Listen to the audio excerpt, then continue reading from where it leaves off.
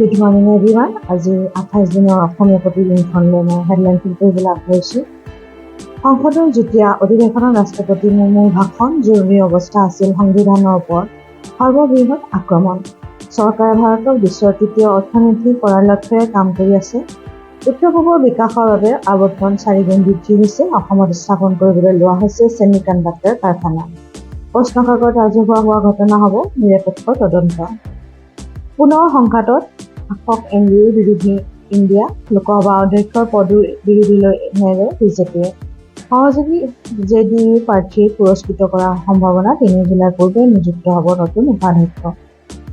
প্ৰাক্তন উপ প্ৰধানমন্ত্ৰীৰ অসুস্থ, দিল্লী এইমছত চিকিৎসাধীন লালকৃষ্ণ আদৱানী। লোকসভা নিৰ্বাচনৰ পিছতে দেশবাসীক মাধমাৰ জিঅ'ৰ 25% পৰ্যন্ত বৃদ্ধি মোবাইলৰ মাচুল। বৃদ্ধি পাব ইণ্টাৰনেটৰ সকলো পেকেজৰ মূল্য। সমান্তৰালভাৱে বাঢ়িব টিভি DTH মাচুলো।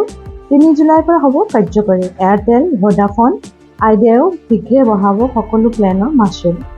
কৌশলেৰে নতুনকৈ বিদ্যুৎ মাচুল নিৰ্ধাৰণৰ শক্তি বিভাগৰ প্ৰতি ইউনিটত অস্থায়ীভাৱে বৃদ্ধি কৰা 1.29 টকা স্থায়ী নিৰিখেৰে কৰিলে সংযোগ। সৰ্বশিক্ষাৰ 35,000 শিক্ষকৰ বাবে সৃষ্টি কৰা হ'ব 35,000 শিক্ষক পদ। নলবাৰীত ৰাজ্যিক কেবিনেটৰ সিদ্ধান্ত। সৰ্বশিক্ষাত কৰ্মৰত শিক্ষকেহে কৰিব পাৰিব আবেদন। দুচকীয়া বাহনৰ বাবে নথি পত্ৰ পৰিবহণ বিভাগ আৰক্ষীয়ে কৰিব নোৱাৰিব পৰীক্ষা। কেৱল হেলমেট নিপিন্ধিলেহে বিহিব জৰিমনা। ৰিক্সা, অটোৰিক্সাৰ ক্ষেত্ৰত 5 বাৰকৈ নিয়ম ভংগ কৰিলেহে বিহিব জৰিমনা। নলবাৰীত 347 অবিবি শিক্ষকক দিব 2 লাখকৈ টকা। ইয়াৰে 1 লাখ ঋণ, 1 লাখ সাহায্য। নলবাৰীত স্থাপন হ'ব নতুন ষ্টেডিয়াম, আৱৰ্ত ভৱন, কনভেনশ্যন চেণ্টাৰ, উৰণ সেতু। এজন মাত্ৰ অকাৰিকৰী বিষয়াৰ দ্বাৰা পৰিচালিত হৈছে সমৰ্থ পৰ্টেল। অনলাইন যোগে নামভৰ্তিৰ নামত কলেজে কলেজে অচলাৱস্থা অব্যাহত। নাই কোনো কাৰিকৰী দল, জিলা পৰ্যায়তো নাই বিশেষজ্ঞ সমিতি। হেল্পলাইন নাম্বাৰত ফোন কৰিলে নাপায় সঁহাৰি। পৰ্যাপ্ত প্ৰশিক্ষণ অবিহনে সমৰ্থ পৰ্টেল পৰিচালনা কৰিব লগা হোৱাত শিক্ষকৰো হৈছে চৰম হাৰাশাস্তি। 5 নম্বৰ পৃষ্ঠাত আছে চাংচাৰীত 2খন নিৰ্মাণ বিদ্যালয়ৰ পৰিদৰ্শন মুখ্যমন্ত্ৰীৰ। ইংৰাজী মাধ্যমৰ বিদ্যালয়ৰে ফেৰ মাৰিব পৰাকৈ নিৰ্মাণ কৰা হৈছে 500 স্কুল। কামাখ্যা কৰিডৰ PILৰ শুনানিৰ চৰকাৰে স্পষ্ট কৰিলে স্থিতি। উন্নয়নেৰে মন্দিৰৰ জলধাৰাত প্ৰৱাহ পেলোৱাৰ সন্দৰ্ভত চলিব জৰীপ। শীঘ্ৰে IIT গুৱাহাটীৰ স্বাক্ষৰিত হ'ব বুজাবুজি চুক্তি। প্ৰশ্নকাকত কেলেংকাৰী চৰকাৰক ধৰাশায়ী কৰিবলৈ সাজু বিৰোধী। আজি সংসদত নেট বিতৰ্ক। দিল্লী NTAৰ কাৰ্যালয়ত NSUIৰ প্ৰতিবাদ। কাৰ্যালয় বাতৰিত আছে খোৱাপানীৰ দাবীত গণেশগুৰিত উত্তাল প্ৰতিবাদ। নগৰীয়া অন্তঃগাঁথনি বিনিয়োগৰ কাৰ্যালয়ৰ সন্মুখত নাগৰিক ঐক্যমঞ্চৰ ধৰ্ণা।